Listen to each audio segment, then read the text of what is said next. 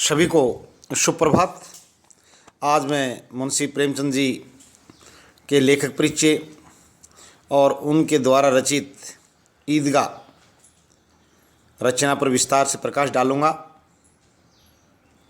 और ये BA 4th semester के छात्रों के लिए उपयोगी भी है, क्योंकि उनके हिंदी के जो पाठ्यक्रम है उसका ही भाग है। प्रथम पाठ है ईदगाह। जीवन परिचय। प्रेमचंद का जन्म 31 जुलाई सन 1880 में वाराणसी जिले के लम्मी नामक ग्राम में हुआ था। उनका वास्तविक नाम धनपत राय था। इनके पिता का नाम अजायब राय था। उन्होंने अध्ययन के पश्चात शिक्षा विभाग में अध्यापक का तथा स्कूल इंस्पेक्टर के रूप में कार्य किया था। उन्होंने बीए तक शिक्षा प्राप्त की। इनकी माता का नाम शिवरानी देवी था। आरंभ में वे नवाब राय के नाम से उर्दू में लिखते थे। युग के प्रभाव ने उनको हिंदी की ओर आकृष्ट किया। प्रेमचंद जी ने जमाना, मर्यादा, माधुरी, जागरण आदि अनेक पत्र पत्रिकाओं का संपादन भी किया। और उन्होंने सरस्वती प्रेस के नाम से अपनी प्रकाशन संस्था भी स्थापित की। इनकी जो प्रकाशन संस्था का जो नाम था वो सरस्वती प्रेस था एवं हंस पत्रिका का प्रकाशन भी किया था। जीवन में निरंतर विकट परिस्थितियों का सामना करने के कारण प्रेमचंद जी का शरीर जर्जर हो रहा था। देशभक्ति पथ पर चलने के कारण उनके ऊपर सरकार का आतंक भी छाया रहता था। इनकी रचना सौजे वतन को ब्रिटिश सरकार ने प्रतिबंधित कर दिया था। प्रेमचंद जी एक साहसी सैनिक के समान अपने पथ पर बढ़ते रहे और वही लिखा जो उनकी आत्मा ने कहा। वे बम्बई, जिसे आजकल मुंबई कहते हैं, पटकथा लेखक के रूप में अधिक समय तक कार्य नहीं कर सके, क्योंकि वहाँ उन्हें फिल्म निर्माताओं के निर्देश के अनुसार लिखना पड़ता था। वे प्रगतिशील लेखक संघ के अध्यक्ष भी थे। उन्हें स्वतंत्र लेखन ही रुचिकर था, नहीं वो स्वतंत्र रूप से लिखना चाहते थे, आश्रित दादा के रूप में नहीं। आगे हिंदी साहित्य की साधना करते हुए 8 अक्टूबर सन 1936 में उनका स्वर्गवास हो गया। प्रेमचंद जी की प्रमुख रचनाएं निम्नलिखित हैं। पहले मैं उपन्यासों की बात करूं। वरदान, सेवा सदन, प्रेमाश्रय, रंगभूमि, कायाकल्प, निर्मला, प्रतिज्ञा, गबन, कर्मभूमि, गोदान एवं मंगलसूत्र, जो अभी मंगलसूत्र अपूर्ण रह गया था उनका, ये उनके उपन्यास की रचनाएं हैं, उनके द्वारा रचित उपन्यास हैं। कहानी संग्रह 400 कहानियों की रचना की मुंशी प्रेमचंद जी ने। उनकी प्रसिद्ध कहानियाँ मानसरोवर को 8 भागों में, उनकी जो प्रसिद्ध कहानियाँ हैं मानसरोवर के 8 भागों में संकलित हैं। नाटक करबला, संग्राम और प्रेम की वेदी, निबंध संग्रह, कुछ विचार और पत्रिका हंस का संपादन किया, प्रकाशन किया। साहित्यिक विशेषताएं। प्रेमचंद हिंदी साहित्य के प्रथम कलाकार हैं जिन्होंने साहित्य का नाता जनजीवन से जोड़ा। उन्होंने कथा साहित्य को जनजीवन के चित्रण द्वारा सजीव बना दिया है। वे जीवन भर आर्थिक प्रभाव की विषम चक्की में पिसते रहे। उन्होंने भारतीय समाज में व्याप्त आर्थिक एवं सामाजिक वैमनस्य को बड़ी निकटता से देखा था। यही कारण है कि जीवन की यथार्थ अभिव्यक्ति का सजीव चित्रण उनकी उपन्यासों एवं कहानियों में उपलब्ध होता है। प्रेमचंद जी प्रमुख रूप से कथाकार थे। उन्होंने जो कुछ भी लिखा वह जनजीवन का मुंह बोलता चित्र है। वे आदर्श उन्मुखी यथार्थवादी कलाकार थे। उन्होंने समाज के सभी वर्गों को अपनी रचनाओं का विषय बनाया था, पर निर्धन, पीड़ित एवं पिछड़े हुए वर्ग के प्रति उनकी विशेष सहानुभूति थी। उन्होंने शोषक एवं शोषित दोनों वर्गों का विशुद्ध चित्रण किया। ग्रामीण जीवन के चित्रण में प्रेमचंद जी सिद्धहस्त थे। इनकी कहानियों की प्रमुख विशेषताएं निम्नलिखित थी। सुधारवादी। प्रेमचंद जी की अधिकांश कहानियों में सुधारवादी दृष्टिकोण दिखाई देता है। उन्होंने समाज में व्याप्त विसंगतियों का यथार्थ चित्रण करते हुए पाठक को उन विसंगतियों से बचने के लिए कहा है जिनसे समाज दूषित हो रहा है। इस कारण इनकी कहानियों को आदर्श उन्मुखी यथार्थवादी कहानियाँ भी कहा जाता है। वस्तुतः प्रेमचंद की कहानियाँ किसी एक वर्ग की न होकर समस्त मानव जगत की कहानियाँ हैं, तो सुधारवादी लेखक के रूप में जाने जाते हैं। युग निर्माता। प्रेमचंद एक युग के निर्माता कहानीकार थे।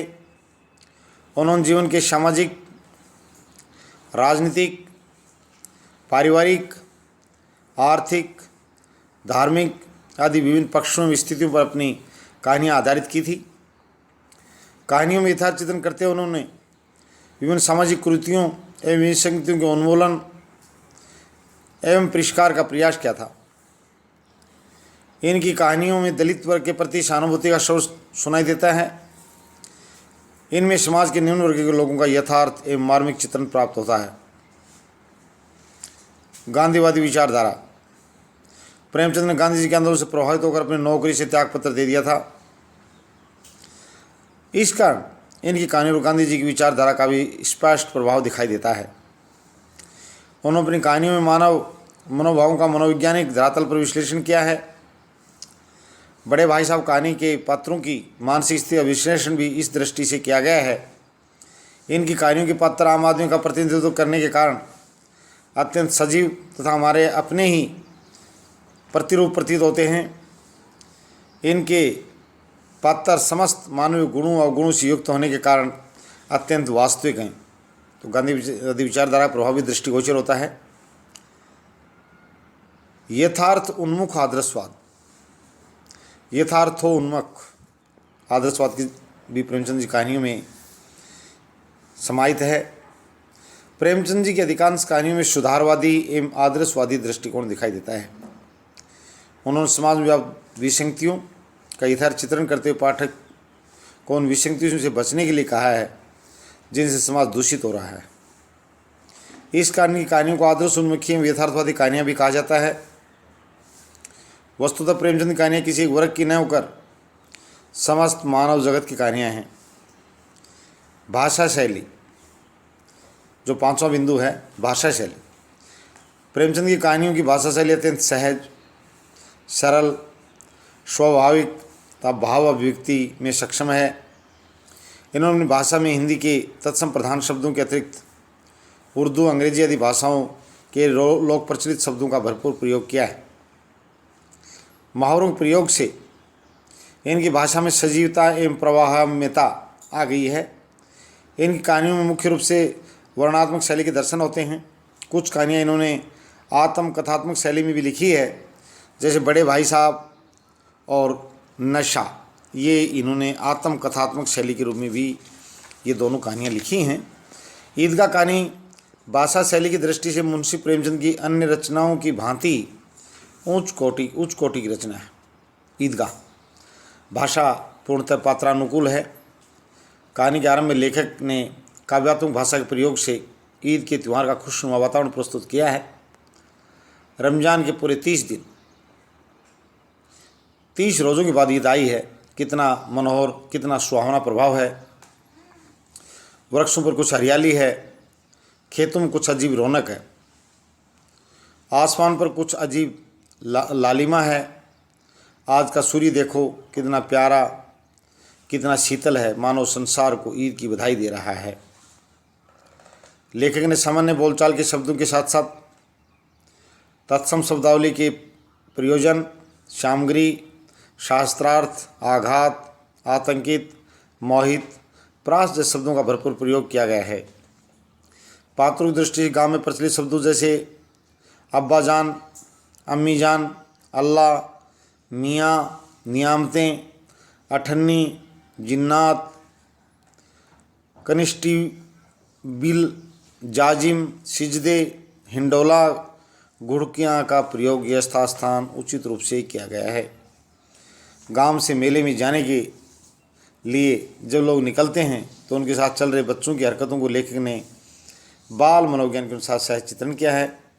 गांव से मेला चला और बच्चों के साथ हामिद भी जा रहा था।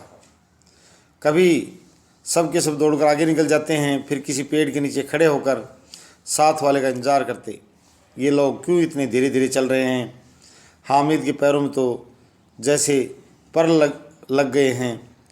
वह कभी थक सकता है। यानी एक प्रकार से उसकी प्रशंसनात्मक भाव से कह रहे हैं। हामिद जो बच्चा जो अपनी दादी के साथ रहता था, हामिद का चिमटा आगे इनकी कहानी आई भी।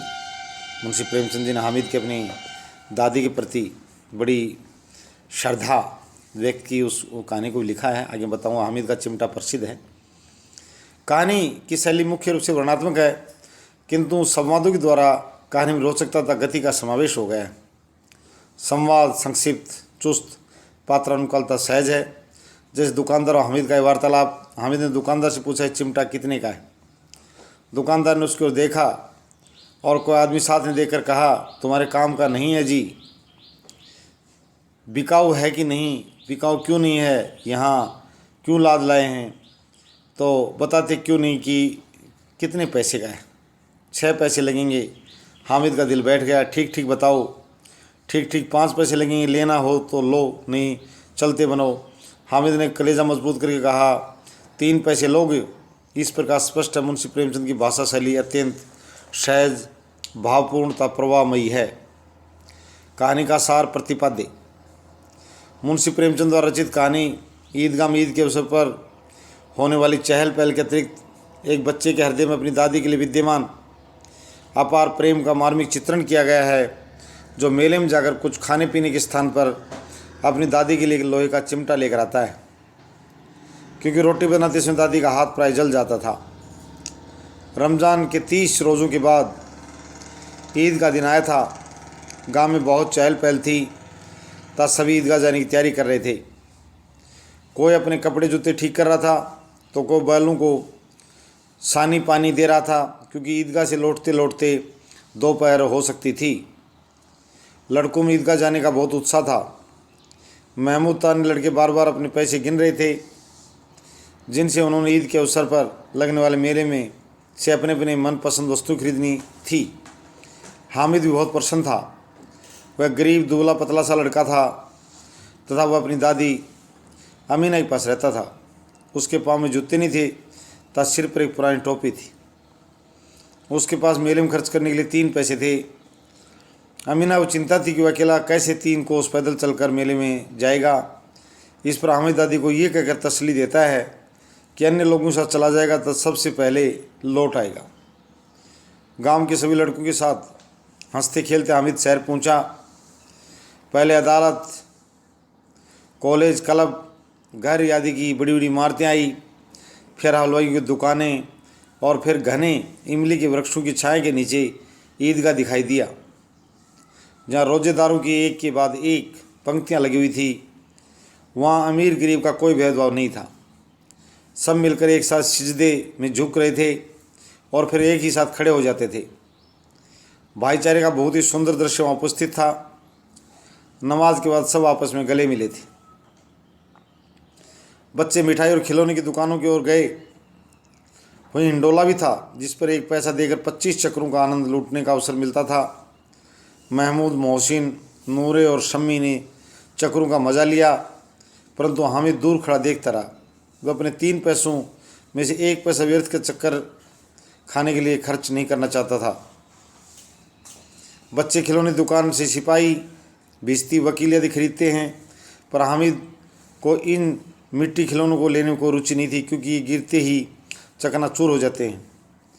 खिलौने के बाद बच्चे मिठाई की दुकान से रेवड़ियाँ, गुलाब जामुन, सोहन हलवा आदि लेकर मज़े से खाते हैं, पर हामिद कुछ भी नहीं लेकर खाता, केवल ललचाई आंखों से देखता रहा। वहीं कुछ लोहे, गिल्ट आदि के बने नकली गहने बेचने की दुकानें भी थी। हामिद लोहे की दुकान पर कई चिमटे देखकर रुक गया और सोचा कि दादी जब तवे से रोटियां उतारती है तो उसका हाथ जल जाता है, क्यों न दादी के लिए चिमटा ले ले। हामिद के साथी मिठाइयाँ खाकर छबील पर शरबत पी रहे थे। उसे इस बात का बहुत बुरा लग रहा था कि वे लोग उससे काम तो करा लेते थे, पर मिठाई के लिए किसी ने भी उससे नहीं पूछा। उसने दुकानदार से चिमटे का मूल्य पूछा तो उसने 6 पैसे बताए। हामिद ने उससे पूछा कि क्या वह 3 पैसे लेगा। दुकानदार ने उसे वह चिमटा 3 पैसे में दे दिया। हामिद ने चिमटे लेकर कंधे पर इस प्रकार रखा मानो बंदूक को, और अकड़ता हुआ साथियों के पास जा पहुंचा। ये हामिद का चिमटा द्वारा उसने उसकी दादी के प्रति उसका समर्पण मोहसिन और महमूद ने उसके चिमटे का ये कहकर मजाक उड़ाया था कि वह कोई खिलौना था। तब हामिद ने उन्हें बताया कि खिलौना हो तो है, वैसे कंधे पर रखें तो बंदूक, हाथ में लिया तो फ़कीरों का चिमटा और मंजीरे का काम भी देता था, और उसके सभी खिलौनों की जान भी निकाल सकता था और उसका बार भी माका नहीं होगा। सम्मी खिलौनों के लेने के लिए हामिद को अपने 2 आने की खंजरी देना चाहता है, पर वह खंजरी नहीं लेता। चिमटे ने सब लड़कों का मन मोह लिया था। अब कोई चाहकर भी चिमटा नहीं खरीद सकता था, क्योंकि उन सब के पैसे खर्च हो चुके थे। तब मेले से भी दूर आ गए थे। सब मिन्नतें करके हामिद का चिमटा देखते हैं तथा अपना अपना खिलौना उसे दिखाते हैं। रास्ते में महमूद को भूख लगी तो उसके पिता ने उसे खाने के लिए जो केले दिए थे उनमें से उसने हामिद को भी खिलाई। अन्य मुँह ताकते रह गए, क्योंकि महमूद हामिद के चिमटे से बहुत प्रभावित हुआ था। 11 बजे वो लोग गांव पहुँचे।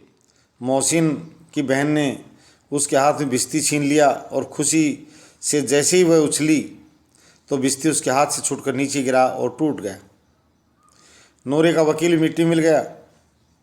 हामिद के हाथ में चिमटा देकर दादी ने उससे पूछा कि चिमटा कहाँ से आया, तो उसने बताया वह 3 पैसे लेकर गया था। दादी को गुस्सा आ गया कि मेले में जाकर कुछ खाने पीने के साथ चिमटा क्यों लेकर आया था। इस पर हामिद को ये कहने पर कि तुम्हारी उंगलियां तवे से जल जाती थी, इसलिए लाया हूँ। दादी गदगद होकर आंसू बहाते हुए हामिद को दुआएं देने लगी कि उसे उसकी इतनी चिंता है।